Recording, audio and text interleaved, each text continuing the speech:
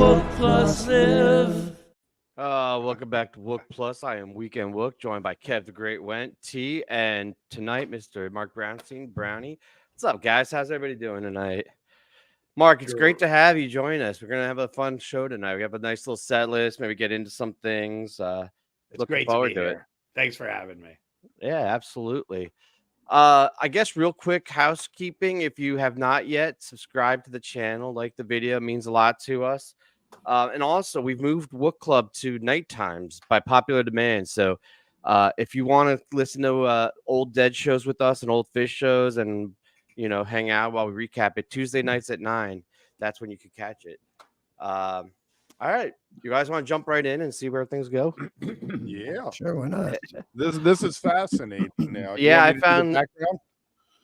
Yeah, if you want. You seem very eager to jump in on it, so by all means, don't let me be the one to stop you. You know that I've been deeply into this Ticketmaster and Congress and how can we fix the issues with ticketing. There's something called the National Independent Venue Association, and they sent a letter to Maria Cantwell and Ted Cruz, who run the Commerce, Science, and Transportation in the Senate. And basically, it was about Oasis. And the day before tickets went on sale, tickets appearing on StubHub, which we've seen for years and years, and they said that it's deceptive practices, and they want the Senate to go and investigate StubHub and Vivid Seats and all that. And I'm with them. I feel like these platforms really are just legalized scalping. Well, don't bury the lead, though. It's specifically about the speculative tickets. It's the idea of it is that these second market sites, these mega sites, right, like the StubHub and the Vivid Seats, they post tickets on the announcement or rumor, like tickets, before any tickets have been released. So I want to ask Mark, actually, and I don't know if you know this or I'm assuming you do, that those are truly speculative, right? Like there's no behind the scenes deal that the artists or the promoters make with the tickets. Like when you see like tickets put up, as far as you know, that's just based on like, hey, I'm speculating I'm going to have a ticket and sell it. I think that these, my guess, and I don't have like full information here, but my guess would be that the people who are putting up the speculative tickets are going to, in some way or another, bot the sale and definitely get a serious amount of tickets. So they know that they're going to have them. But there are definitely situations where you buy speculative tickets and then don't get the ticket. People you've heard of this happening anecdotally. The practice of selling speculative tickets, if that's what's going on, has to be stopped. That's absolutely ridiculous. Now, the practice of botting ticket sales and scalpers ending up with huge amounts of tickets that are being resold immediately. Probably they should somehow find a way to control that if that's happening. And then the last thing that you bring up, which I think is something that needs to be talked about, is it does feel like, well, we know for sure that these massive companies, right, like Live Nation and AEG, whom, I have to say, like, these are our partners, right? Live Nation and AEG are our main partners. These are the people that that we work with regularly. Friends, very close friends with a lot of people who work at both places. And there's a lot of really incredible people working, like individually. The people who are working at these companies are great people who their hearts are in the right place. They're there for the right reasons. They're there because they love music. And the people who are super successful at AEG, like right before we came on, we were talking about the Sabrina Carpenter tour backstage. And one of my best friends is the promoter of the Sabrina Carpenter tour. And last night she brought my daughter and 3 of her friends from work from the 200 section down to the front row. Amazing experience. Best night of my daughter's life, she said. But there are like really, really great people working at these companies. However, there are business practices around the I don't want to call it a monopoly, first of all, because you're dealing with two major companies, right? It's not just one company that's controlling everything, and there's plenty of independent promoters. That's under investigation by Congress. We'll find that out because they're doing the whole antitrust thing, but that's a whole separate thing.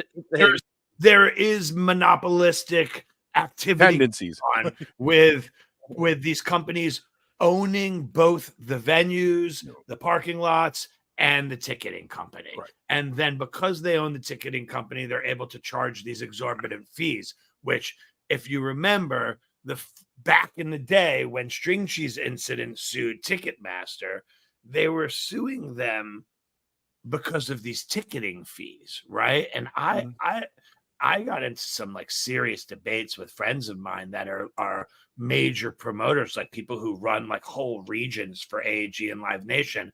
And they assure the artist that that money that is in those fees is coming back through everybody. Right. You know, that those fees are actually what allows them to make the kinds of offers that they make to bring artists out, to be taking these massive risks, bringing artists out across the country. Right. I don't know, man. Listen, it's too much. Like what they're doing to the consumer, the end consumer, paying, $25 for a ticket and almost $25 for fees. It's not okay for the fees to be 100%, right? Yeah. And so, and wasn't the Biden administration talking about going after fees, not just in junk not fees, just in junk fees. There's a lot of fees. I have friends who work at these companies who tell me that without these fees, these companies wouldn't be able to do what they're doing. But I mean, I think if you were probably looking at the bottom line of these companies, these people are doing very, very well. Right. Well, I mean, many years ago, I look at all my old tickets when you actually physically got a ticket, and it'll say $18.50, $1.50 parking fee. That was it. So how did they survive? I mean, I understand that the world has changed, but it seems everybody survived then and still had money in their pockets. That's why they're all gone. That's why it all changed. They didn't survive. It's because if you look at the ratio of executive pay to like the worker pay from the 1980s, and then you look at that same ratio in the 2020s, it's 20x in terms of what the executives are making compared to what your average worker in one of these companies is making. Right. And so that is not a sustainable system. Corporate capitalism unchecked, right, is going to not be sustainable. We've seen the difference. And I was just reading about this earlier today in the news, how the American dream, in order to have the American dream, you need to make $4.4 million over your life, which is like only a X percentage of people. I don't want to misstate it, but it was a small percentage of people are making that across the country over their lifetime. Based on this room, it's 25%. I probably made $500,000. I've probably made $500,000 in my life, I could think, but I'm 53. Where's the American dream now? If you need to make $4.4 million to safely be able to, what was the American dream? It was on one middle class income. You would be one person working. You would be able to buy a house and put your kids through college, right? That was, that was essentially what and that each generation would do slightly better than the generation before. That was the promise of the American dream. You get your 2.5 kids. I think they said the average was 2.5 in the 60s. That's right. So that ratio of executive pay to worker pay, that's through every industry. So to assume that isn't happening in the music industry would be naive. And so in order for that to be sustained, that you've got to charge a lot of money. Now, look, I'm not and no indictments against the people who are doing very well. I'm happy for the people who are out there killing it, but but I believe empirically like that this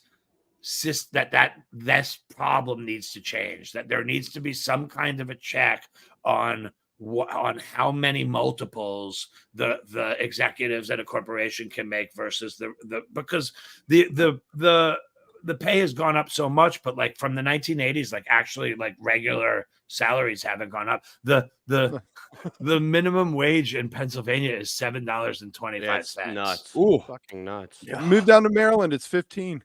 There's a weird wealth redistribution to the top like 1%, and it's kind of collapsing. The House of Cards is you can see it starting to fall a little bit.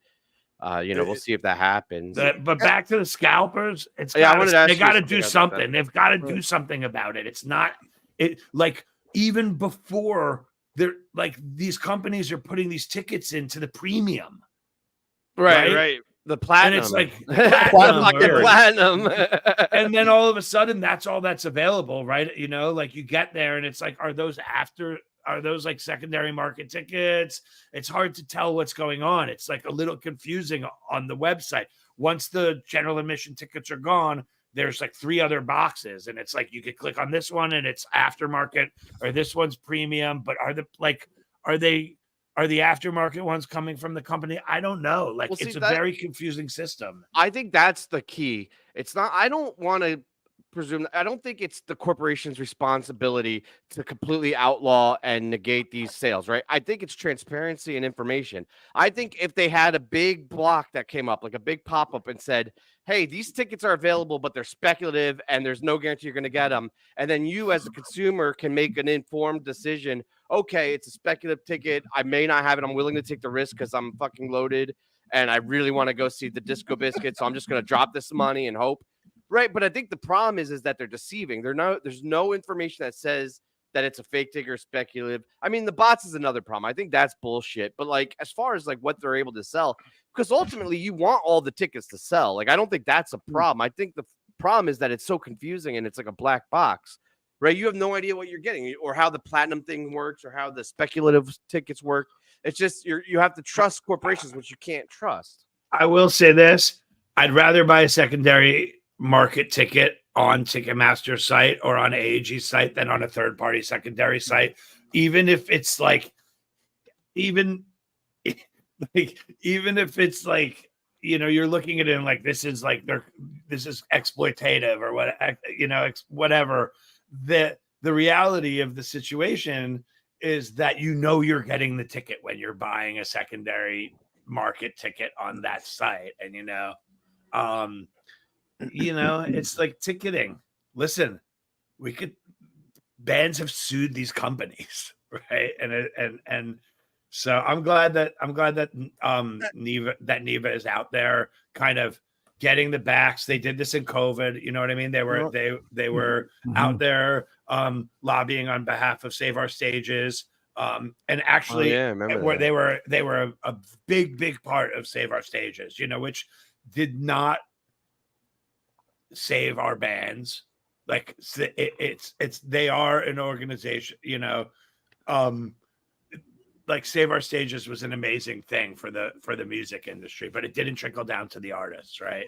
But like the fact that these organizations are out there and they're like lobbying on behalf of the consumer is really, really good right now. It's a special thing that you've got these people out there that are sending letters to Congress, and Congress cares about this ticketing thing now. The Taylor Swift, front and center. Everybody gives a shit now. When you're an old dude in Congress and your daughter's like, Dad, I couldn't get Taylor Swift tickets. You're like, well, we need to do something about it. We're gonna have to do something about it. Taylor Swift. Right, I think it's all the millennials too. It's not even the kids, Kev. I was reading about that. Like, I figured like the same as you, like, oh, it's like high school kids and shit. But it's all like 30-year-old women. Like Taylor's fan bases, they're not like kids. They're all like 30-year-old women. Up with her. Right. My daughter and all of her friends were there, and are they Swifties? There was a lot of and there was a lot of that's both then. There was a lot of 15-year-old, but what you were having was women and their daughters equally enjoying this concert. Oh, that's kind of sweet. And in the that context. occasional father was in the mix, but you know, if you saw videos from these concerts, it was a lot of moms and daughters out there just like bonding. You know? Well, so one of the best ways that we as consumers can deal with it is being involved in putting the right people or the people we feel I knew this was going to be one of Kev's transitions. Segue. I was like, oh, here we go. We need a chime or a song for Kev when he does his segue, so we can like. And you were one of the founders of Headcount, which mission is you can. Yeah, if I'm saying this wrong, but basically you just try to register people to vote. You want to have as many people as part of the process as possible, right? Yeah, that's right. I mean, the original mission of Headcount, and to this day, is to harness the power of the music scene in order to bring as many people into the political process as possible through nonpartisan means of registering people to vote. And we do register at any kind of concert, you know what I mean? And it used to feel like you were registering at concerts and like it was just like liberals only there. But like as we've gotten older and sort of more tuned into what's really going on, that's not what's going on at all. I mean, and we're going across all kinds of different genres, and we're registering all kinds of different people from all political backgrounds, and that is what was always intended. So it's great to be out there at places like Sabrina Carpenter or Harry Styles, or when Headcount really blew up was we spent a lot of time. Andy Bernstein, the original executive director, and my co-founder and co-chair at Headcount. We've had Andy on the show, I think. Yeah, Andy, and with Bob Weir and with Peter Shapiro, and some of the early board members, Nadia Pressure from Madison House, and Don Strasberg from AEG, the Rocky Mountain AEG. We spent a lot of years trying to figure out how to take Headcount and get it out of the jam band scene and, just out into the mainstream, right?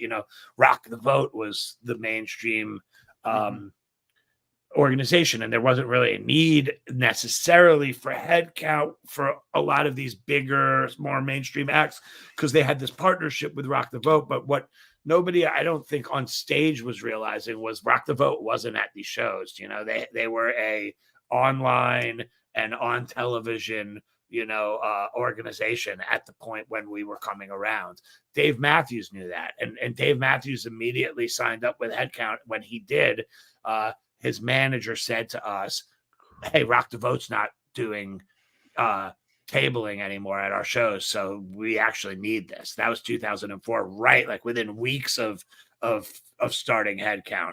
And with Bobby on board, and with the Dead on board, and with Dave Matthews on board, we were able to bring Fish into the mix very quickly early in 2004. So we spent these 13 years working within this genre, and occasionally it'd be like, oh, we got onto a Jay-Z tour, or like, occasionally something would pop up. But Ariana Grande, a bunch of years back, started working with Headcount, and it was a game changer. I mean, it changed the whole makeup of the organization.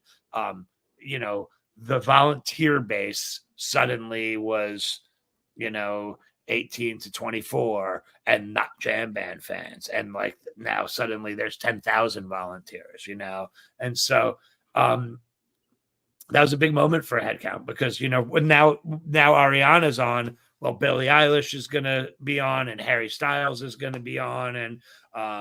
And so Headcount has sort of you still work with the jam bands and stuff though? Or is it like kind of left behind? No. Of course. We're at the Dead, we run Participation Row. So Right. we're actually running their whole nonprofit village is being run by Headcount. And we raise all this money through the whole Dead tour. We'll take one of these D'Angelico guitars. This right here is this is the Camp Bisco version of it, right? Signed by all the Camp Bisco artists. They raffle one off. This one they actually gave me one of the years. But I was gonna say you won the raffle, huh? we'll take a D'Angelico guitar or like 7 of them, right? With like a Steely on the back or like the bolt on the back, and the band will sign it. Bobby will play it up on stage a couple times, and then it goes from city to city and gets raffled through the course of the whole entire tour. By the end of the tour, at GD50, one of the guitars went for $534,000, right? And then that money gets split between 15 charities or all the charities on that tour. So yeah, we're out there in the jam band scene. We're still out at Fish, and we're out at we're out at the Biscuits, and Humphreys and Goose. Like we're out there doing it. But do you guys ramp things up on election years, or is it kind of like a consistent burn? Like, is there do you remobilize and make a notable push, or maybe there's just more interest in it because it's on everybody's mind? I'm just curious because I remember used to seeing all the artists holding up the signs, the vote signs. Yeah. And I remember 2020 specifically, but this year, and maybe it's just I'm absorbed in my own life, and maybe this is like anecdotal, but I feel like I haven't seen as many. We haven't started that campaign yet. There was a campaign on National Voter Registration Day, which was like 2 weeks ago. And there were a bunch of artists that actually did the clipboard. I got my clipboard back right around on the other side of this wall, but that will ramp up in the next day. So in the next couple of weeks, the answer to your question is yes. The money flows in presidential election years. Right. So people are all fired up and want to get people to vote. So you have a much bigger budget for your initiatives in that year. I mean, you could bring in multiple years worth of money over the course of that year in donations. And then, right after the election, typically that would dry up. Headcount's in a very good position right now because we have great foundations that we work with. The music industry is behind us. The Grateful Dead does a huge amount of work raising money for the organization. Right. Our board is made up of some people who are able to help us make sure that we're able to manage over long periods of time the organization in a way where what we're hoping is going to happen is we get to a point where we don't really have to worry about what happens in these off years because there's because the organization is so well funded that and this happens when an organization gets to the point where across the mass market, people recognize that the importance of the organization, can get into a situation where it can be funded at the level where you don't have to worry. But man, we struggled in those off years early on, mightily. It was, there's like times where you're like, how are we even going to get through this? Right. But, but the Headcount has gone on to have, teams across the whole entire country and people working for us at a ton of people working for us full time at this point, and a massive operating budget. I mean, it's a major charity at this point that's being run by major charity people and really well. I mean, this year is going. I think I saw an email the other day that we've registered over 500,000 voters this year alone. Nice. And like for an organization it took us 10 years to get to 1 million, right? Or 13 years to get to 1 million. So do you like follow up with people once they register? Do you send them an email and say, don't forget election day is X day? So there is data that tracks this. There are organizations that track how many voters each organization registered end up at the polls. And Headcount in 2020 and I believe 2022 had the highest percentage of any organization in the country of voter turnout per registration. And it was an absurd number, like in the 70 or 80% range of people that we registered are showing up to vote. And so when it's like that, like that, like the people who are donating to Headcount, that's what they want to see. It's easy to register people. It's getting them to the polls that matters the most. Right. And by the way, it's not easy to register people. but compared to getting them out to the polls historically. And another thing, the midterms, but when you get to the midterm, that that second year after the presidential election, typically things would fall off, especially among the youth, down to like 8%, 5% voter turnout rates amongst people 18 to 24. But those numbers are way, way up, 35, 40, 50%. Yeah, in 20 and in 22, and we know that Headcount is a part of that. We know that because we have the data. We know who we're registering, and we know that they're showing up. We're registering thousands, tens of thousands of people at Harry Styles and Billie Eilish concerts, and they're and 70 to 80% of them are showing up at the polls, and that's what's changing those percentages. So Headcount is. I'll sum it up by saying this is the thing that I've been involved with over the years that, it's just like, I'm just so incredibly proud of what it has become, knowing that at this point, it's just being run.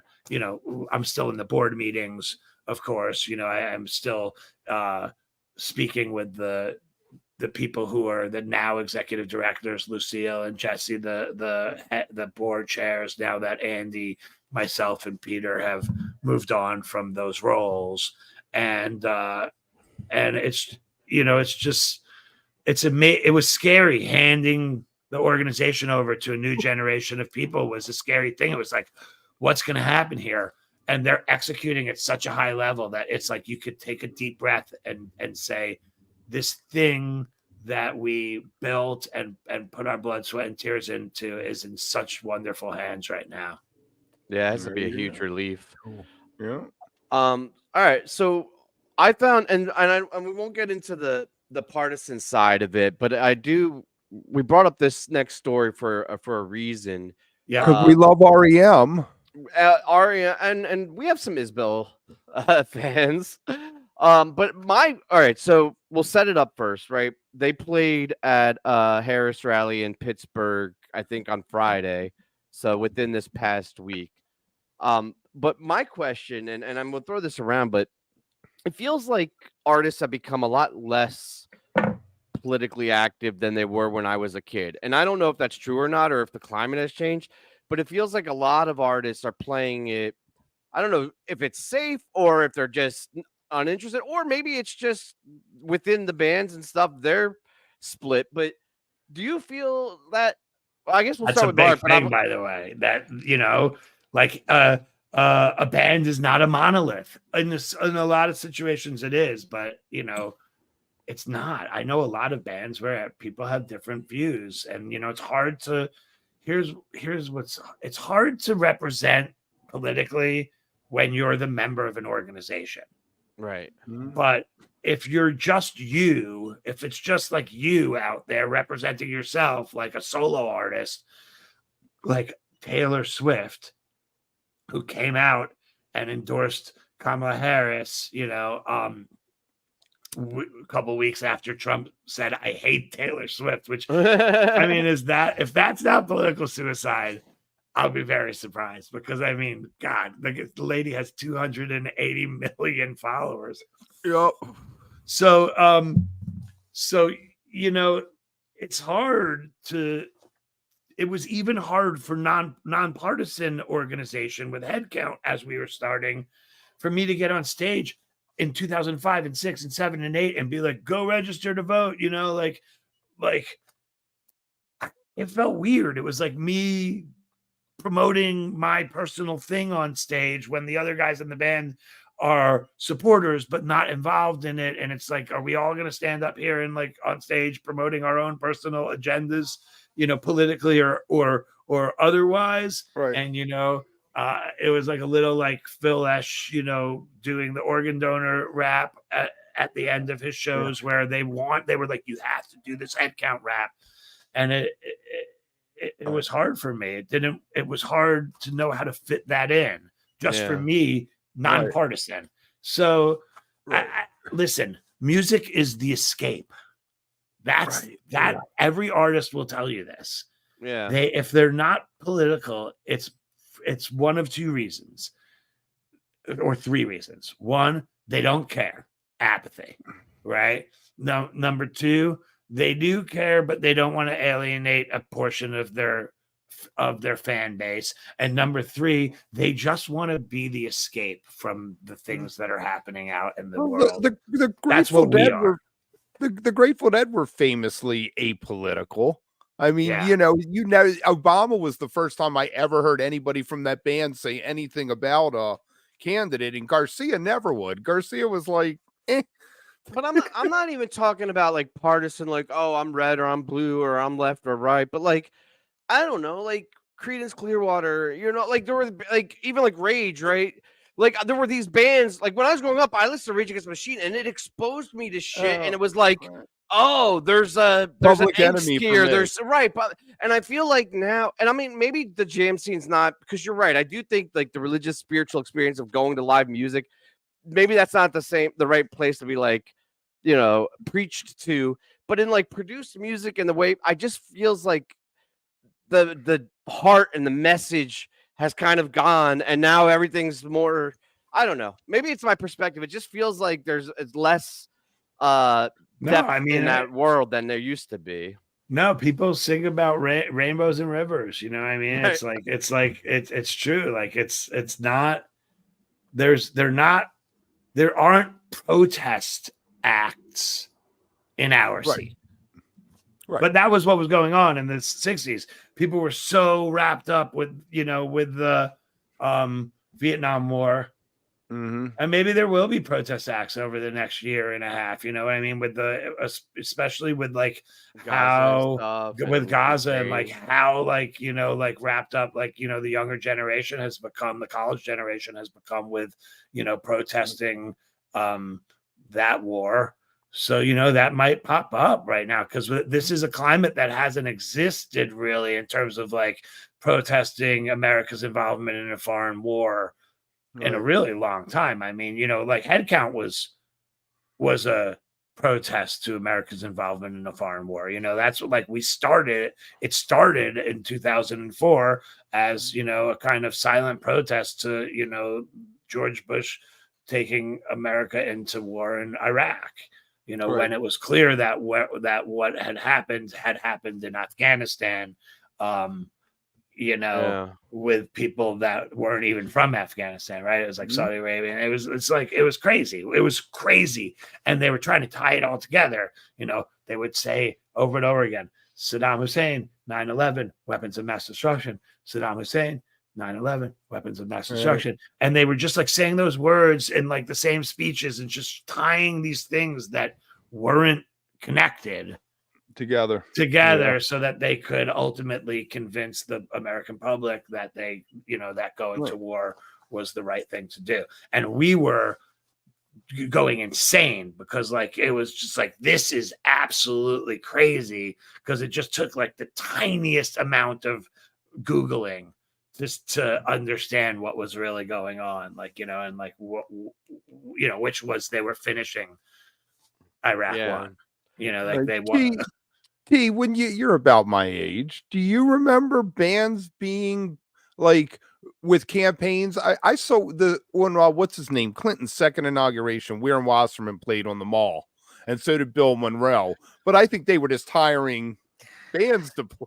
Yeah, but I remember like the whole like when he got like the Fleetwood Mac like reunion when they got elected, and like that was a huge thing. And I feel like Clinton was sort of like he was on Arsenio, like he Arsenio, really that's was what like I was that thinking of. that like young, like he tried to get, and I feel like that's when like bands and artists thought it was he playing saxophone? Yeah, Yeah. playing the sax. And I feel like bands and stuff at that point thought it was cool to like stand against like Bush and the establishment, and Clinton was like this new thing. So that in that era, and sort of a little bit even after that, Tim, I remember too, like bands being more almost, not that it was cool, but it was almost cool to be politically active or to be politically vocal and in that realm. And then punk rock. Kind of, yeah, and then kind of with social media and over the years, I mean, it became not cool because everyone had a fucking voice, right? Then all of a sudden, everyone's like, "Oh shit!" Like, I don't want to get canceled, or I don't want to be wrong side of this because everyone hates this, or like I don't want to. So I think it's cancel culture. That's a whole, that starts right in like 2013, 2014, and that's a whole different, a whole other thing. I mean, we could do 2-3 hours on cancel culture if we wanted. But even just the internet's another whole thing that's sort of created that, and then social media on top of that with that. And then it is interesting though, because there always has been kind of a realm for protest songs like Dylan and like a lot of the 60s and all of what rock and classic rock was at that time, and Reagan, the hardcore scene out was in LA. Political, yeah, and you still have that in some of those scenes. So it's just I don't know. It's kind of. I wonder if social media killed those like political songs only because it's not as much of a need, right? Corporate, and I'm not defending social media. I kind of think it's a poison. I mean, do your thing. I'm not going to judge you, but like I'm in the mindset now that I think it's kind of a poison on the country and society. Like I think largely it's fucking us up, but regardless, but like in those days. Media was largely just corporate, right? And it was like maybe two voices, one voice. And so you needed the artist to break through with multiple perspectives and then bring this shit to people's attention. Whereas now there's so many avenues to get, maybe too much. We might be flooded in it, but like, I don't know if there's the same, like they don't need that big conduit through the artist, right? Like there's influencers, there's social media, there's all this other shit that gets it out there. Well, I mean, like with Headcount, what the way that it works, the only way that it would work is like when you have all of the artists involved, right? It's like it's one of those things where there's too many artists right now. There's millions of artists on Spotify. It's like every day thousands of albums are released on Spotify that nobody's ever going to hear. And in order for anything to have a major impact at this point, it either needs to be the biggest artist in the world, like Taylor Swift, saying something, or it needs to be everybody else getting together and doing it all together, like Farm Aid or those, other massive, benefit concerts of the base. I mean, they still go on of yore and now. Right. So it's like the power. It's like the power of the collective that where you reach everybody.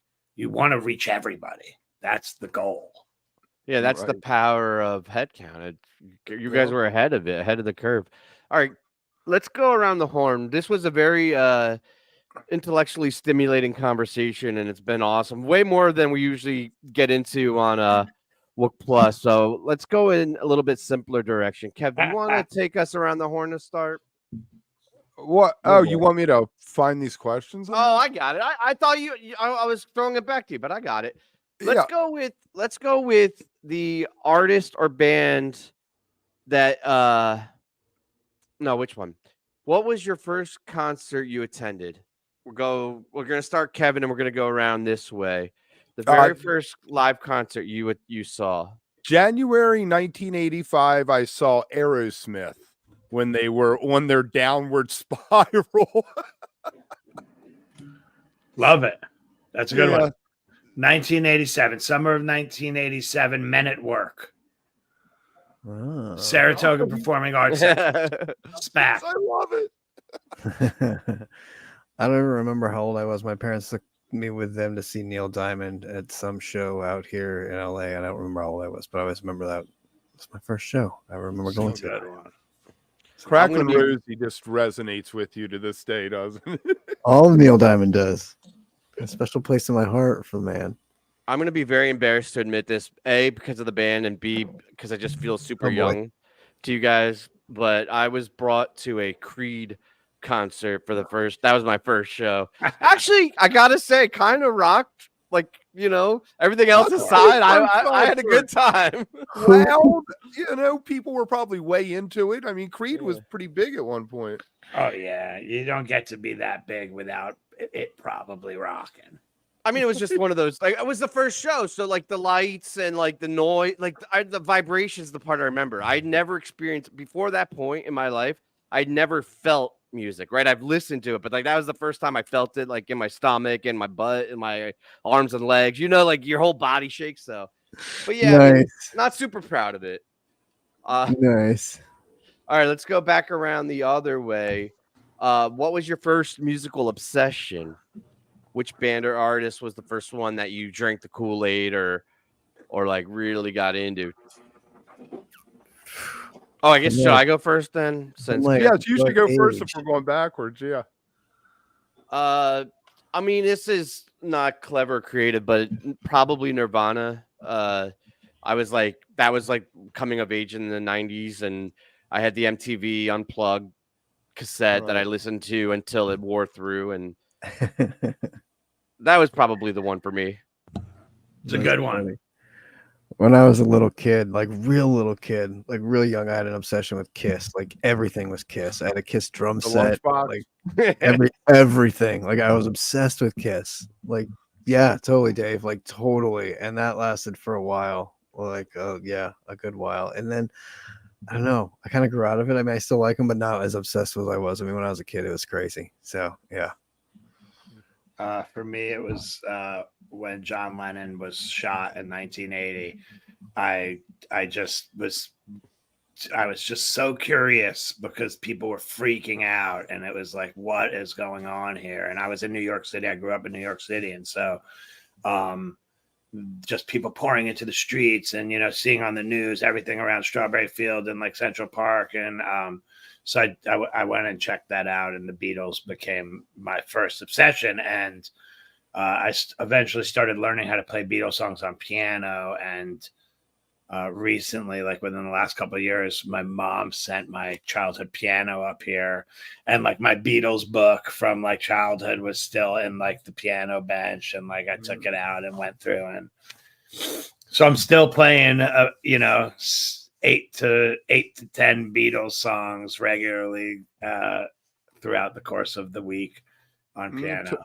To foreshadowing, tomorrow never knows. You've done recently. I tell you what, yesterday was the anniversary. December 8th is when it was. Today is John Lennon's birthday. Would have been his birthday. Right.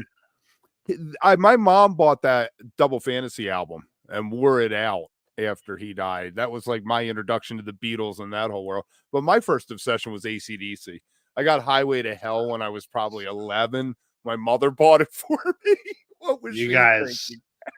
Your guys' obsessions are so much fucking cooler than mine. It sucks. I mean, the Beatles are fucking cool, though. I mean, they're the greatest of all time, but you guys are fucking cool. I should have lied. Fuck it. I'm changing my answer. I'm changing my answer. I don't know to what, but like Black Sabbath or something fucking rocking. I've never wanted to like be one of the guys more than right now. It's like Judas Priest.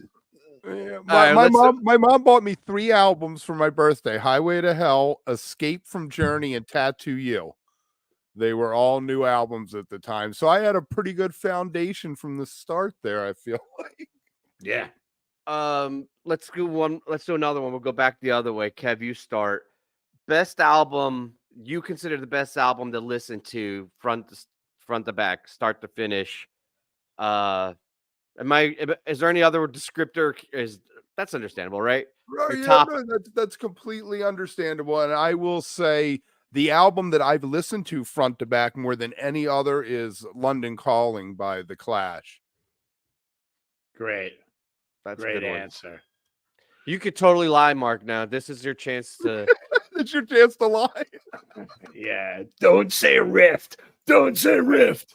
Fuck, don't say rift. Fuck. No, I mean, that's a respectable answer. probably my answer would have to probably be Houses of the Holy for me.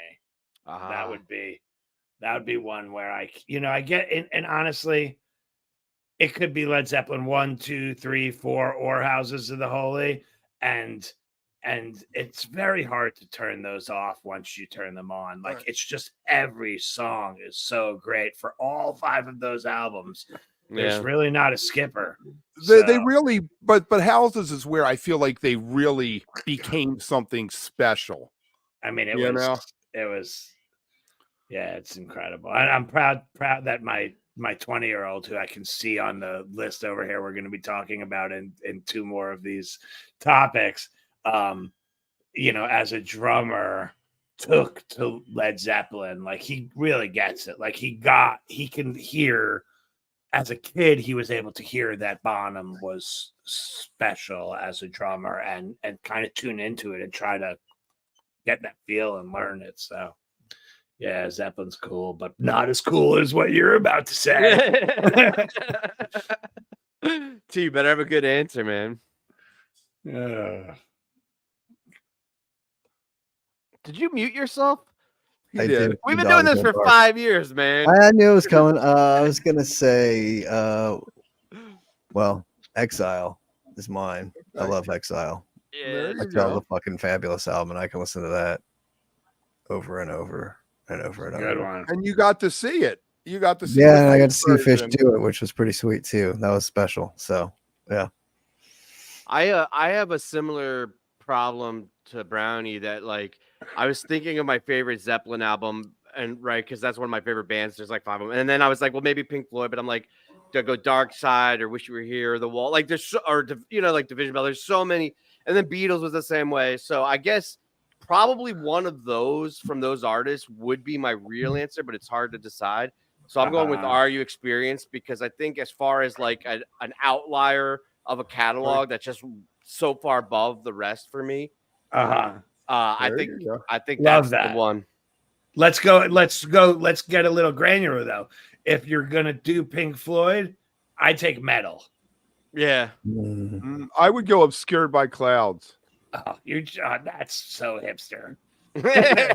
Hipster. I was like kind of hipstery, but like that's like really hipstery. It's such a fantastic album. No, it is. I They're all so actually- great. I actually watched the movie once, and the movie's called La Vallée, and it's all in French, and it's about a heroin addict, and it was like the worst movie ever, but it had all these Pink Floyd songs in it. Piper at the Gates of Dawn, Adam Hart Mother. I mean, Barry. that's this is the problem with Pink Floyd, right? Right. I mean, it's not the only problem, but it's one of the problems with Pink Floyd. There's too many. Do you hear they sold their catalog 500 million? That's Sony. Does that only go to Gilmore? No, that's the likeness. That's the whole band. They held on to the publishing rights. Okay, so has the Waters is publishing. in everybody, the whole band. Right, The you're ones going to get that are any color alive. you like in like a car commercial any day now, or Comfortably Numb for some prescription, maybe. For a Great, dentist's office. That'd be great. Commercials are about to get a heck of a lot cooler. We should start a GoFundMe so Wook Plus can get some, Floyd music. It might have been 400 or 500. I don't remember, Willie. It was a lot. It was a lot. It's a nice, It's less than Queen though. 550. Right? It was 550 million, if I remember. Right. Properly. Yeah, Queen got over $1 billion, but I think Yeah. they sold the publishing rights too, so they'll never get another penny from a song again. First, what did Pink Floyd sell? Their likeness and the musical rights, the mechanical rights, or whatever they call it. Oh God! Don't listen. I was feeling really smart when we were back over talking about NIVA and Headcount and everything. But if you start talking about mechanical royalties or like the rights and shit, I'm gonna start feeling like the dumbest guy in the room. It is the most confusing part of the music industry by far is royalties, how royalties work. I think they do it on purpose to make it so that like So you have to hire a musicians. lawyer and get For like sure. expensive management. Yeah. and shit. Musicians are so fucking confused that they never know how they don't even try to collect. You know, we like started collecting. Like our most recent manager like went and like collected like 25 years of some kind of royalty that I don't even know which, but it was like, here, you know, that we collected 25 years of royalty that you guys, you know, it's like, wow. They're out there in different places. There's companies that, you know, obviously BMI and ASCAP, but I said, let's not talk about royalties. Hey, Mike Rubin, if you want to throw a question in the chat, we'll get to it. I don't want to open up to a general Q&A because there's a lot of shitheads on the internet and I just don't trust you guys, but you're good. So if you want to throw in a question, we could throw that in. No. Sorry, you're not shitheads as everyone else, but you know, I don't want to deal with it. I lost my list of questions, so I think we're gonna move on. All right. Okay, why don't you set us the next one? Jam Cruise announced their lineup, and DJ Brownie appeared on there again. That's when I first talked to you, was last year around this time before you went off. You've been DJing for a year now, so how is that going?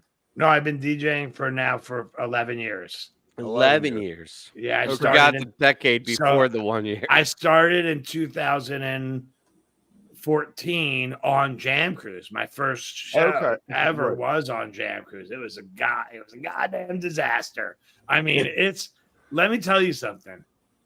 At people talk about how easy DJing was, but it wasn't easy for me. I got up there and the shit it went haywire. Things went haywire, but it went haywire for like 6 hours. And that was the first of many times trying to figure out how to actually beat match. And, eventually figured it out and moved into the big leagues, got CDJs and this year I did like my first tour, where I was like, I was going to shows, and that could be, it's like, that's humbling.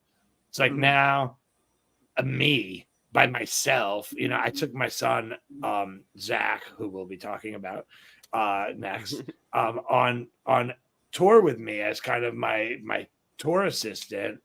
So that was nice that we got to drive around, 4 or 5 hours a day from place to place. But like, you're going there by yourself, and it's kind of a vulnerable thing to be like, man, I'm going out here by myself right now. I can't hide behind these guys or those guys. It's like you're out there and like you're exposed. So on like a Wednesday night in Buffalo, it went great.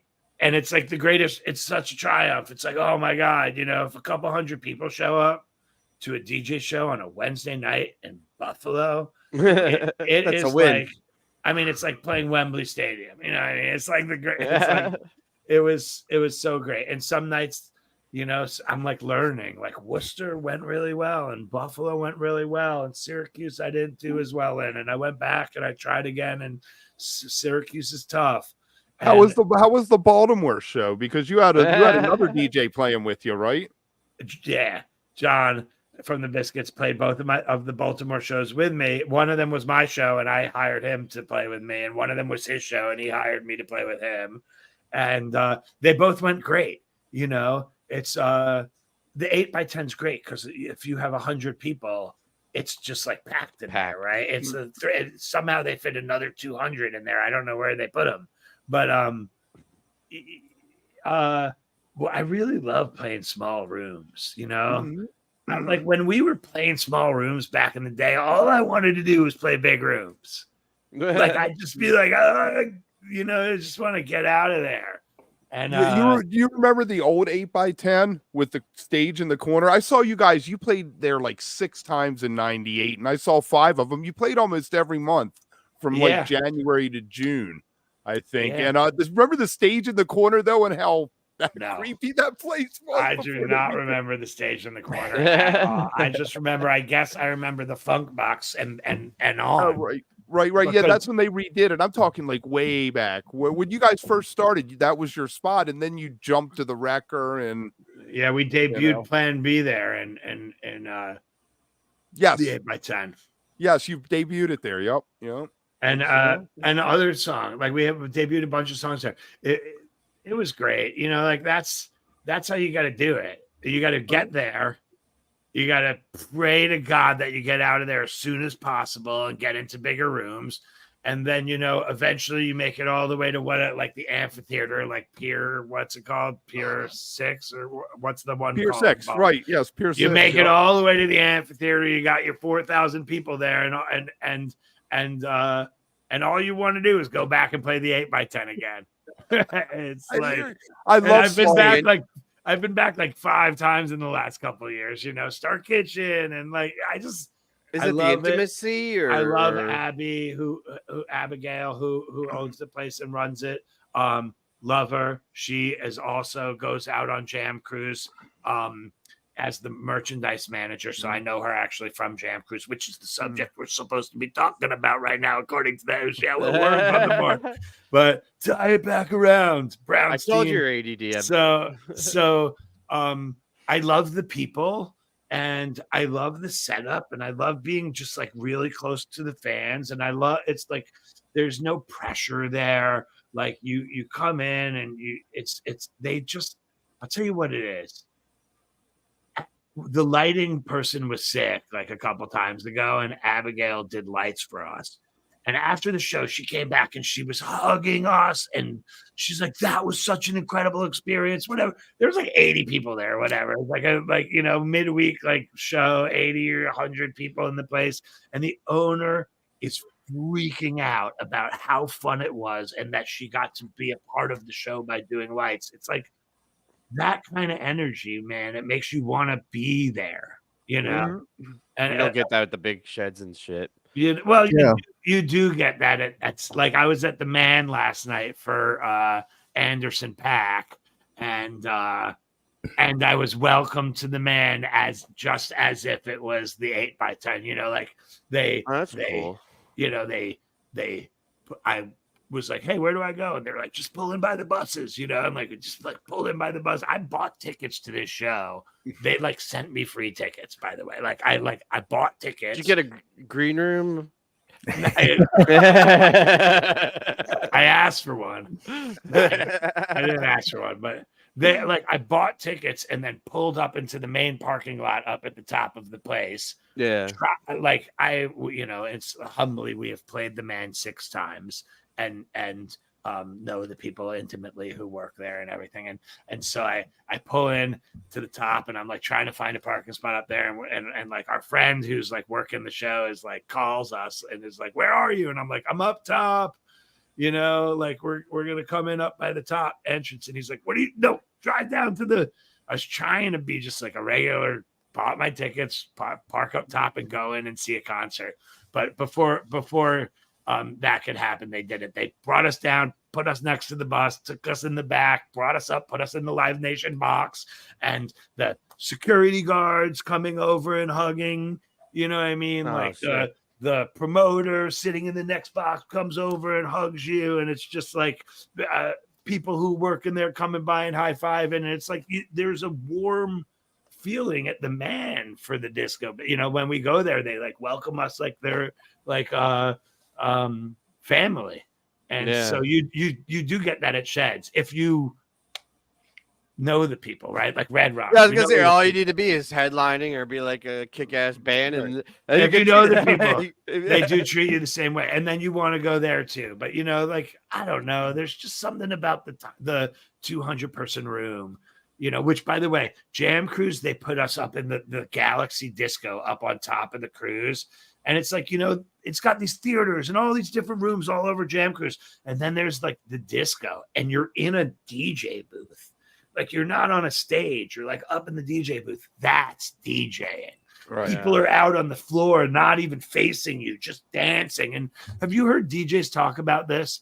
About how DJing used to be the DJ's not the center of attention and the dance floor is like people are out on the dance floor facing each other, dancing all together. And that's where the energy's at. But like now in the current culture, it's like the DJ with the big light show on stage, like with the whole crowd facing one way, looking at the DJ. And like, there's like old school DJs who are like not into the new culture of like presenting a DJ show, like a rock concert.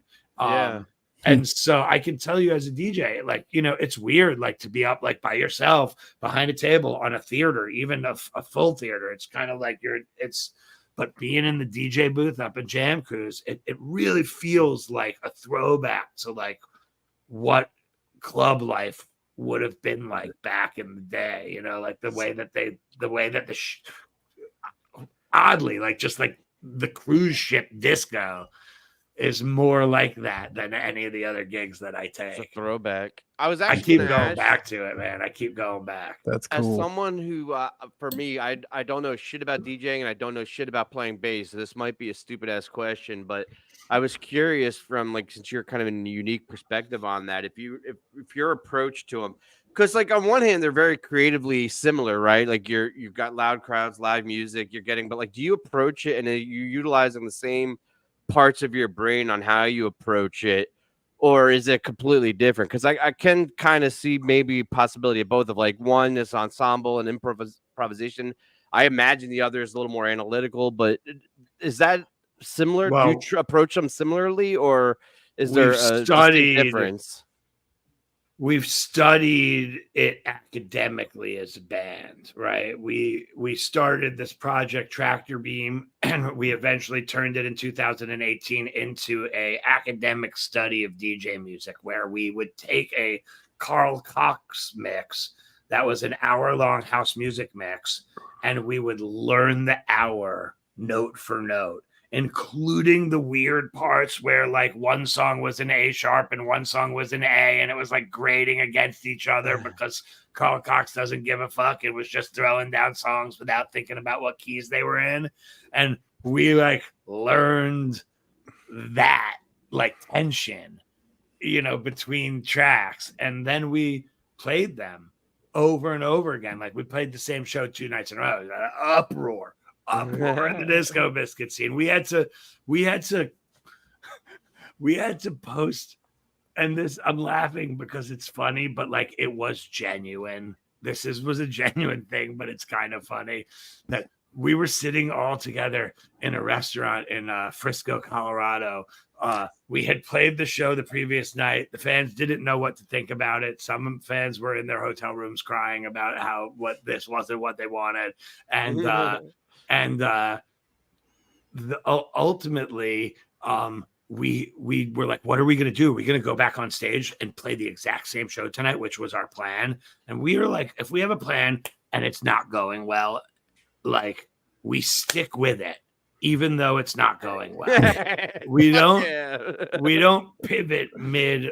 Like we stick with our plan and we just take it on the chin. So we posted a Brene Brown quote about vulnerability on the website, and it was very genuine. I found the quote that like kind of spoke to how we were feeling at that moment. We knew that what we were doing was not what the fans wanted. We knew that what we were doing was vulnerable of us to do, but there wasn't a method to the madness. It was a trust the process situation, you know, and ultimately like it's paid off, and like our shows are so much more technologically sound at this point. We have so much more control over being able to play authentic sounding electronic music, which is something we've wanted to know how to do our whole life. Right. But like we just weren't doing, we were just playing whatever the fuck we wanted to play, whatever was coming to mind. But, you know, sometimes you have to sit back, study a genre, learn the way that they play, learn the harmonies, learn where they're putting the hits, learn the bass lines, just learn how they're doing it. It's, oh, wow, this is slower than what we do. Oh, wow, listen to that chord. We never do that chord change with that major third. Like, oh, you know, and these things eventually seep into your improvisation. Right. And so now our improvisations have become, you know, much more authentic in terms of house music. And then Tractor Beam has taken on a life of its own, and it's really solid now. Even further back though, with Conspirator, you had a DJ on stage, and wouldn't you like run certain pieces that were set, and then you would improvise other parts? Yeah, for sure. We were doing that in like 2004, the DJ was playing the beats to, and we were just like playing on top of it. We did that on Jam Cruise. Tie it back together, Kev. The first conspirator show ever was on Jam Cruise with Jake and Brendan from Humphreys, with DJ Omen, rest in peace, who passed away a few years ago, sadly, of a heroin overdose. Extremely sad. And myself and Aaron, it was called something like Moshi Omen Brownie or something. It was like something like we just it was all of our names, but it was the first conspirator show. But specifically, where the biggest influence comes is in our set list construction, right? So we don't stop typically in our shows. We've played 59 shows so far this year, and we've stopped under 10 times in the middle of a set across 118 sets of music. We've stopped under 10 times. Wow. And so and people are like, wow, you guys never stop. And it's like, yeah, well, I go to like DJ shows and like it never stops. Like they're beat matching all from one song to the next, even through like genre, tempo switches. And, occasionally they'll stop or pull the music down and scream into the microphone but for the most part, the show is kind of just flows along. And so we've taken on over the last couple of years that philosophy. Like we can do that. Like there's no reason that we can get from any one key to any other key and from any one tempo and feel to any other tempo and feel. Like, well, we can do anything. Improvisationally, we will get there eventually if we set out on a path, a charted path, to a new place. I don't know how it's going to happen, but it's going to happen. So we do that. We do that. And of course, inverted songs and all of the different things that we do to make it possible to pull that off. I never realized how many parallels there are actually, but you're right, with segues and transitions and modulations and like just the thought process of getting from A to B. There are a lot of, like, I mean, it's super fucking obvious now in hindsight, now that you've so eloquently laid it out for me, but I'm like, yeah, you're right. That's right there. We have a transition called a DJ switch, actually, where it will be it's kind of a mashup system. So we'll be in one song and everybody will be like looping. Nobody's making any changes. And then one by one we'll change to another song. And so like the first person will bring in a line from another song, and it'll be like a DJ would, bringing in a little piece of a new song. And then the next person brings in their piece. And now you've got two people playing one song and two people playing the other. But, we've made call that out though. Is it like a quarterback calling like Omaha Red? Like, does somebody say like before the show, or is it just you're listening to it? Like, is that before the show, a DJ switch would be in the set list. Okay. And that would be sick. Like, we haven't done that one in a long time, but we used to do it. It's like DJ switch was really great if like the band was having issues. Like if we were like not executing on transitions, we got to get out of there. And we were having like issues from night to night. Like when we haven't been in a musical funk in several years now, but I think because we're older and smarter and more deliberate about what we're doing, and like kind of like we were just better. But we used to fall into funks out on the road where it'd be like 5, 6, 7 bad shows. We can't fucking catch a break. Every jam is just like every segue is tanking.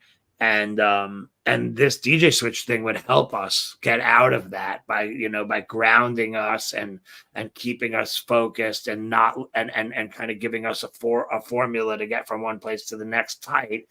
And then it would bring like the energy back, and then the crowd and the band would like connect through this energy, and then it would kind of revive us back to where we needed to be in terms of flowing together. So yeah, the Biscuits have always been heavily influenced by DJ culture and DJ format.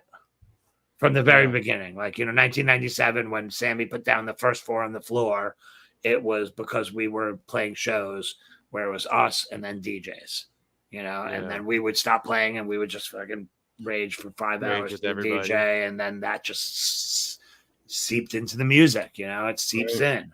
Mm-hmm. That's awesome. So you seeped in with a more traditional thing, almost a 180 from what you do when you do the Brownstein family band. Your last segue was way better, Kev. I think the first one was better. Okay. No, this was fine. This is a good one. But you have, it's called Brownstein Family Band, and it's got Jake and Danny from Eggy with you and your son on drums. So what's it like playing with your kid? First of all, I'm trying to remember who said this, but it was like somebody recently. We played a Brownstein Family Band show, and one of the other musicians walked up to him, or we were actually down in North Carolina, and one of the musicians walked up to him and said, "Not nepotism."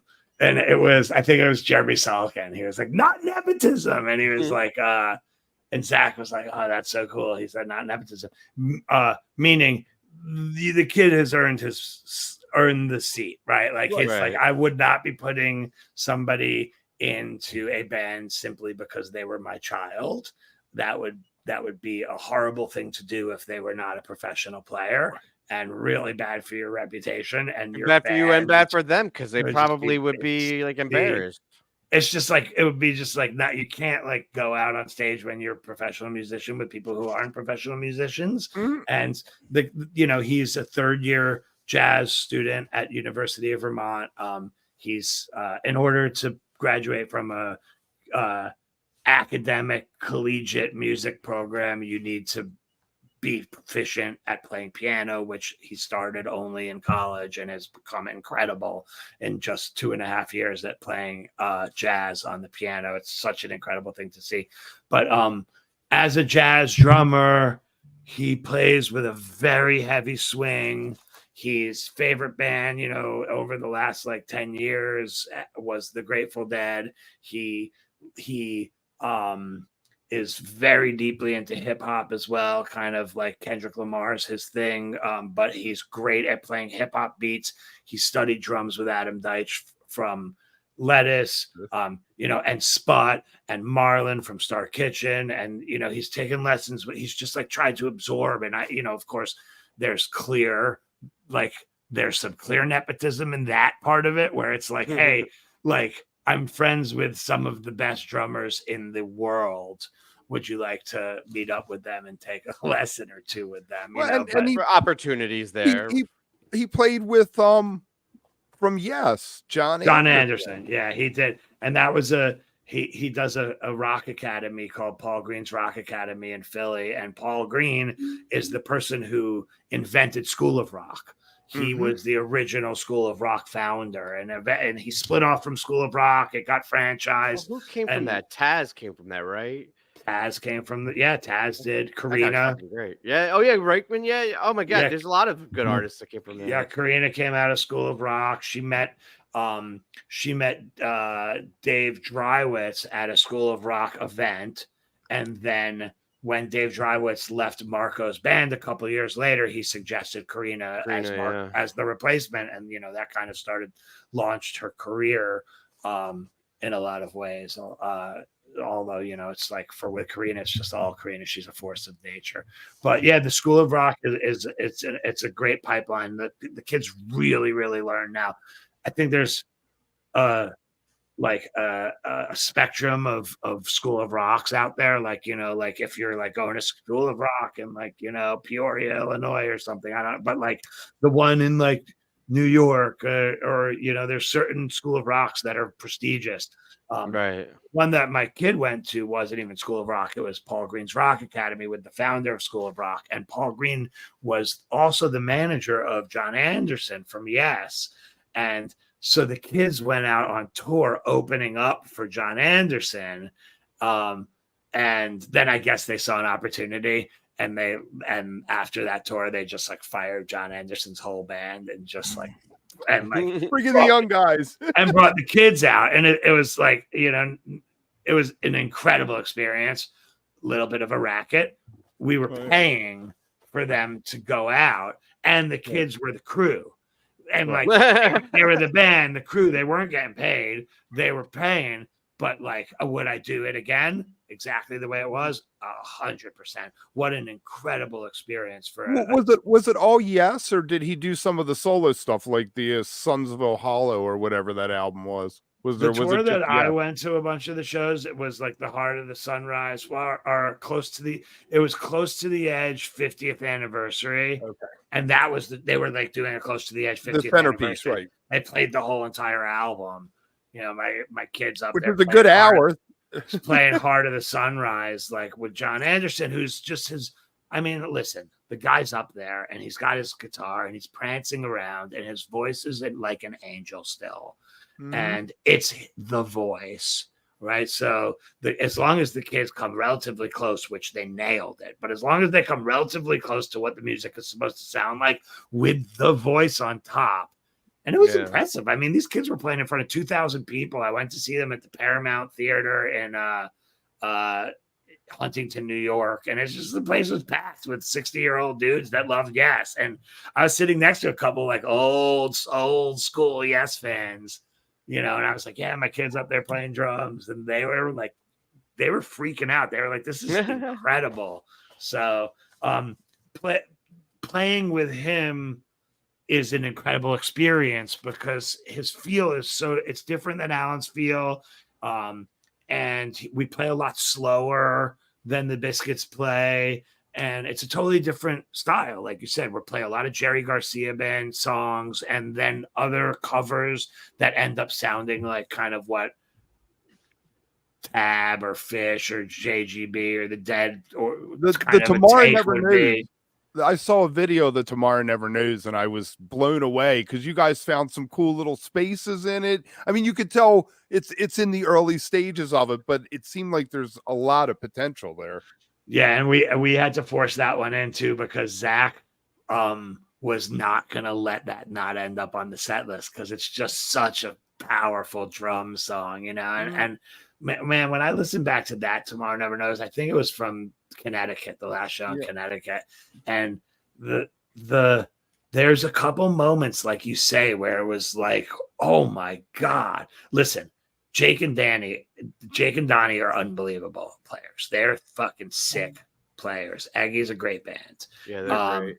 And it's just like a different thing for me. Like each side project for me, there's a lot of them. I've played in like 15 side projects, but like each one has to serve its own purpose. Everything's in its own lane.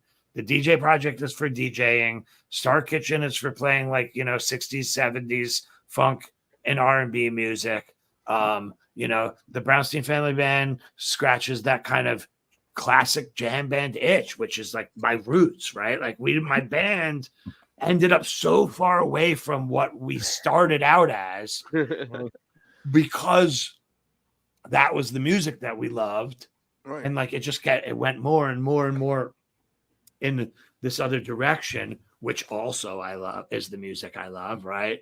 But it ended up as this other thing, which thank God, because if the Disco Biscuits if that didn't happen, we wouldn't even be sitting here talking right now. Right? That's the reason we're here is because we found our own sound, right? Mm-hmm. That's the thing that separates the Grateful Dead, Fish, the Disco Biscuits, and a handful of other Humphreys McGee and a handful of other contemporary jam bands that actually made it over decades of play. Is they each had to have their own unique sound, or it doesn't persist. It doesn't last without that unique angle to it. So, yeah, I mean, the Brownstein Family Band it scratches that kind of slow, fishy, Grateful Dead-y, like, you know, psychedelic, like the Tomorrow Never Knows a super psychedelic jam. It scratches that itch for me, and it's so great. I came off of that tour, and I listened to those shows over and over and over again, like in just such an authentic way of I just like loved it so much. I was like, this is just perfect, you know. That's how you know something hits, is when you can't stop listening to it. Like you just have it, you keep playing it, and you feel. Do you listen to your other music a lot? Is that a common thing for you, or is this kind of a unique thing? This was a little bit unique because it was so different than what we do. It was so out of the box, like, you Well, and know. your son too, I imagine, as a dad, right? There's some pride in like listening to him, I'd imagine.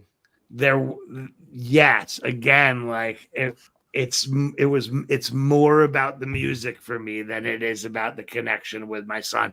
I'm incredibly proud that it's him. Like, I can't tell you how proud I am that he's put in the kind of work that he's put in, because he really has put in it. He's, you know, he would practice 5-6 hours a day every single day all through high school. You know, he put in the work to get to where he needed to be, to where he could, you know, go and play in a jazz program. You know, Well, as play a with one shitty hand. amateur drummer, I can attest to the amount of work that good drummers put in, because I've always been too lazy to do that. That's why I've stuck here.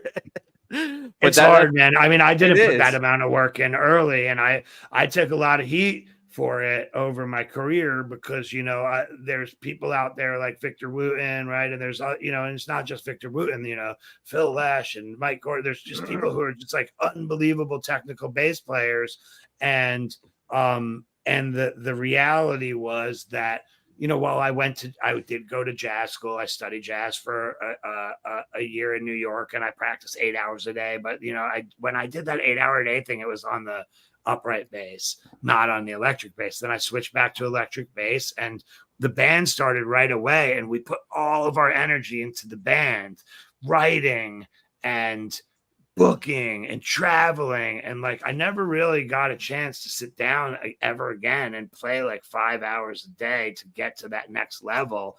And my chops kind of sucked for a bunch of years because of that. And in 2020, during COVID, I took the opportunity to really like deep dive. Go, you know, it's like when I say like deep dive, go back and like relearn how to play the bass, like Build it up from the academically. bottom and get a foundation. You told me that you said to me that you practiced more during COVID than you had in years and years and years. More during COVID than I had probably cumulatively in my whole entire life. I mean, I was playing like, you know, I was playing like 7-8 hours a day, every single day. I was teaching and playing throughout all of those lessons, like showing them how to do it, and recording like little snippets for people. And all of that was, all of teaching is practicing fundamentals the whole time. And so I gave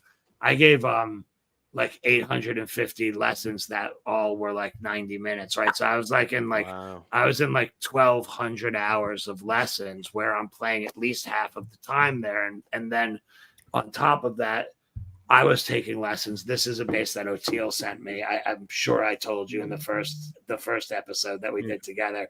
This is Oteil gave me the 6-string and started giving me a couple lessons. And he gave me, in just 2 or 3 lessons, enough information that I was able to go back and relearn how to play the bass completely. I started from scratch on the 6th string, but like on the 6th string, and worked my way up the string and like 2.5 octaves up in every single position, every single scale, every single, like everything that you could practice.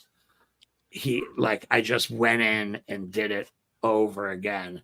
And I changed my fingering because Oteil taught me a couple of different ways that I can approach things that I hadn't thought of.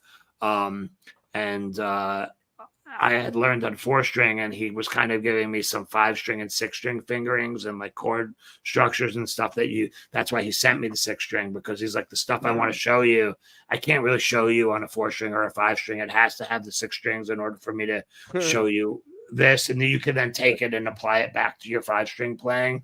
But I need all 6 strings to kind of break open for you to the next level. And he sent me this bass, and he certainly broke open my mind and my fingers to that next level. And so thank God that, it's like, what a fucking disaster, but thank God that we were able to take the time during the downtime to, for a lot of people's lives changed dramatically because they were able to get great at something or change their careers, or restaurants that were open because people just got great at making bread, like Huda in Philly, the sandwich shop guy got great at making milk bread and opened a restaurant around it, or start a YouTube channel. Yeah. We technically started the month before COVID, but we would not have kept going if COVID didn't happen. All right, listen, I'm gonna pull this back in because we're already about a half hour. We're a half hour over. You're right. We could have done this for another 3 hours. I did tell Mike that we would throw his question out there, but I will say you have complete ability to say fuck off. I'm not answering this question. Great. All right. I saw the Disco Biscuits in 2000 at All Good in Buffalo Gap, and Rob Fermo stepped in on bass, and I never really understood why you took a break from the Disco Biscuits. If it's not too private, would you mind explaining the leave of absence? Is that something that's too private? You're allowed to tell Mike to fuck off if you want. No, I've talked about it publicly before. This was before we knew the effects of, narcotic abuse on like mental health. Like, it was like we didn't understand the direct correlation between us partying on the weekend and us feeling like shit in the middle of the week and feeling despondent or fucking suicidal or fucking like just like we didn't know. And so we had a run of shows in Vegas, and it was 1999 and like September of 1999, and we partied excessively, and then we had to take the bus from Vegas to Mississippi. And I think I don't take pills ever for any reason, like downers or whatever. I just don't do pills. We tell our kids no pills, no powders, no problems. Do the organic, smoke a little weed, whatever you're gonna fucking. We know that's gonna happen, right? But you're probably gonna try mushrooms when you get in college, or whatever. But just like no pills, no powders, no problem. Especially these days. So back in the day was a different story, but with fentanyl, it's a whole different ball game out there. So you got to be really, really, really fucking careful these days. But we partied like crazy, and then I got on the bus and I like took a Xanax, and then I was out cold. I didn't even know what I was taking. I took a whole Xanax bar, and I was just like, I fucking went to sleep for the whole trip across the country, and I woke up in Mississippi, and I like was depleted emotionally, physically, mentally. And I like quit the band. Like I just quit the band. I don't know. I got into a fight with the band about God knows what. We don't fight really anymore. So it's like we haven't had a fight in a couple the bubble of years. Of positivity. Yeah, so exactly. There's no like fighting. So it's like hard to remember what the fuck were we fighting about? Well, I'll tell you, I was just fucked up mentally. Yeah. I was out of it. And I didn't have the self-awareness. Like now I know if it's Tuesday and I'm not feeling right, just stay away from everybody. You fucking did this to yourself. It's not an existential crisis. Right. Relax. Just came down and you got to chill for a little bit. Everything's going to be fine tomorrow, but, or maybe in 2 days, but yeah, we got into this massive fight in Mississippi, and then like the rest of the band, like by the end of the year, this is like early October, and by the end of the year, I like, of course, regretted this and was hoping that like, they weren't going to take my offer to quit the band seriously, but they did. And then right after New Year's, they basically were like, you're out of the band, you quit the band. So that was your decision. And And I remember like they gave me $3,000 because that's what we made for New Year's or whatever. And it was like the most money I'd ever seen in my life. And I was like, oh my God, I'm fucking rich. Let's go out for dinner. You know, my wife like went out for like a really nice dinner. And then I was like, all right, I'm done with music, I guess. That was like fun, you know, like it was cool. We played the TLA. We had some huge shows for $9.99. Like we played Irvine Auditorium. We played the Trocadero. It was like a good run. Like the Biscuits blew up in '99. I got my rock star moment, and I was happy with it. You know, I was devastated that I was out of the Biscuits, but like I had accepted that this was it. I accepted it pretty quickly. And then the shortest version of the story is Jake Snufferowski, who worked at Wetlands at the time, organized a jam session, and he made me come to it against my will. And during the jam session, I started playing this bass line, and I really liked the bass line. And I went home the next day, and I took the bass line, and I started writing Sister Judy's Soul Shack off of it, and also Camioli Sands. I altered it and started writing Camioli Sands, and then within like a week, I had like 6 new songs all about Hawaii, and Jake from Wetlands put a band together with Jamie Shields from the New Deal, and me and David Hoffman from Ulu, and we called it the Maui Project, April 8th, 2000, and it was my birthday, and we sold out Wetlands. It was like my first show back, being fired from the Biscuits, and I sold out Wetlands like as a solo project with all new music, played all brand new music. And then I wrote the whole Chemical Warfare Brigade rock opera. Like I just went on a tear, and I wrote like 15 or 20 songs. I wasn't on tour. Right. Yeah. I was like out of the band. So all I had to do was sit there and write music. There's no social media at this time. There's no smartphones, right? So you just sit and write music. Did your head get straight though? Did you slow down with like the narcotics and stuff, or were you still partying through that time? No, well, you know, I have a joke. It's not funny, but It's my favorite kind of joke. Those are the best. The joke is, you know how I know that I'm not a drug addict? Because I only ever do drugs at work. That's pretty funny. Like I would never come home Right. and do drugs. Like I don't. Like, we went to a concert last night. We didn't do drugs at it. Like we it's just like, yeah, I have my bong here. I've done that here, you know, like, of course. Right. But like, no, there's no, like, we're home for 6 weeks now. Nobody's going to party and time off. Like, you know, like we don't party really like we used to party. Right. Like now we're 50 and it's right. Like, I meant back in like 90. Yeah, back then though, backstage. But even back then, it was like you'd go home and you'd be home for 4 weeks and nobody would party. It was like we weren't fiending for drugs at home. We're just not drug addicts. Like the reality is like the Biscuits, for as much of a reputation as we've had, and as hard of a core of a reputation of the scene that we've had, nobody in the band has ever had to go to rehab or had any like persistent issues with that, because all the people in the band aren't drug addicts. You know, some people can recreationally do drugs and not become addicted to them. And so we're very, very, very fortunate that in the case of the Biscuits, we had a group of people that all fell into that same category, because we're in a jam band and shit can get really, really bad if you have somebody in a jam band that's addicted to hard drugs, as we've seen with our favorite bands. Yeah, right? I was going to say, around that time period, you know, that was right when Trey was really hitting it and getting into hard shit. Well, and same thing with Jerry. I mean, fuck. Nobody's ever done, like, there was never any heroin around, like, the Biscuits, right? Like, nobody ever did Oxycontin. There was never any, like, pill. Like, it was never Percocet. It was just, like, there was, like, a line. It's like, we're a psychedelic band, and we did psychedelic things, and that was what we did. And then you go home, and then you'd live your regular life, and then you go back and be a psychedelic band. Right. It saps your serotonin doing that stuff. It sure does. Well, to finish the story of 2000 for Michael, about May of 2000, the Disco Biscuits had decided on a full-time bass player named Jordan Chrisman after having a bunch of different people play with the Biscuits.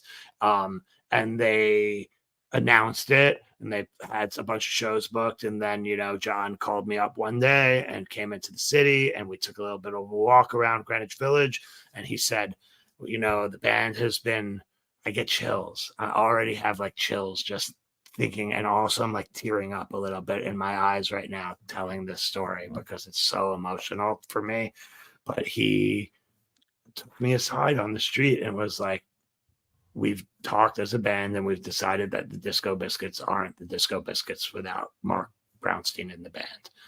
And we want to have you back in the band. And I was like, they had just announced that they had a full-time bass player. And like within a week, they changed their mind and invited me to come back in the band. And I went back into the band on the Crowbar on 7/12/2000 in the Encore. So I got to watch the entire Disco Biscuit show with Jordan Chrisman on bass. It was the most unbelievable experience of my life to be able to be standing in the crowd with the fans watching my band play my songs. Crazy. It was the greatest. Nobody gets to experience that. Nobody gets to see their own band. Right. So now I have tears because it's like it was hard. And then to answer your question, no, we didn't learn our lessons. We kept fucking partying and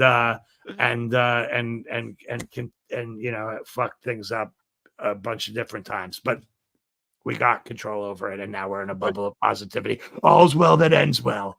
Oh yeah. Well, I appreciate you sharing that. Kev, you want to take us out with a much anticipated Neil Young minute? Yeah, real quick though. Whatever happened to Texas Pussy?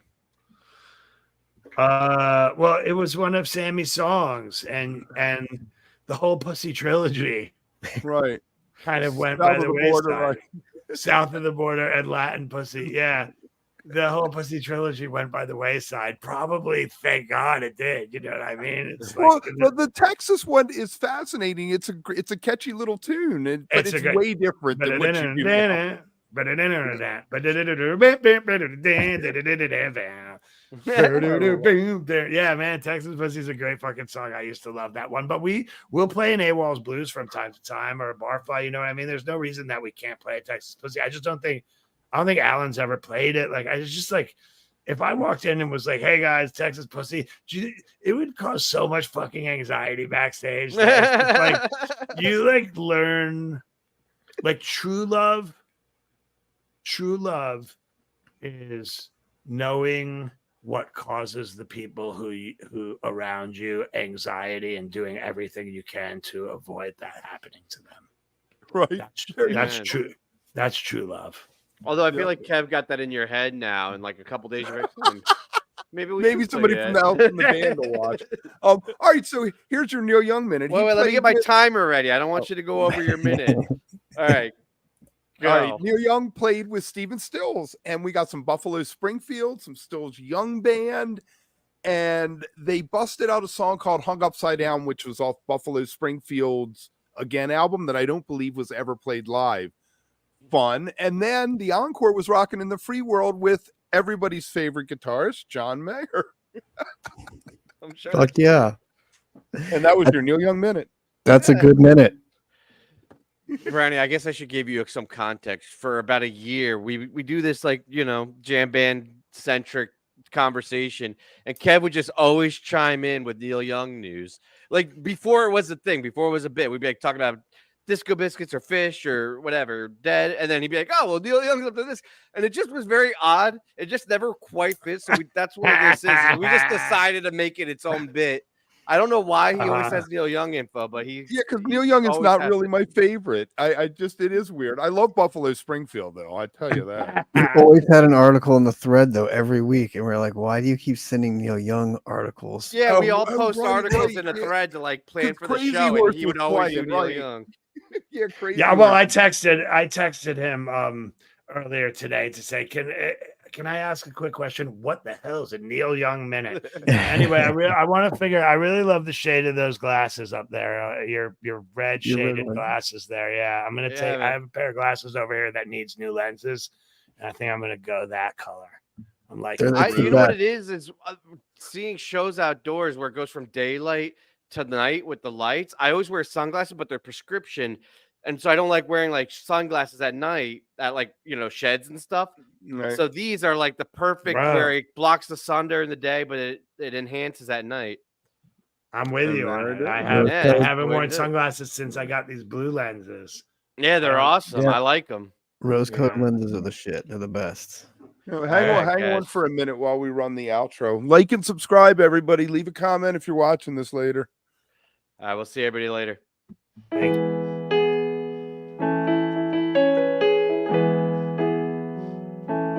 Me, Jason, and Mike are gonna give a minute song and a Kev segue song.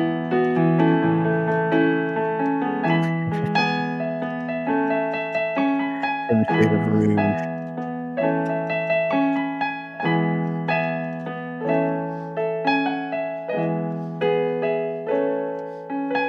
Hey, Chad. Thanks, Chad. What a guy. Thanks, Chad. What a guy. It's 10:41. Do you know where your kids are?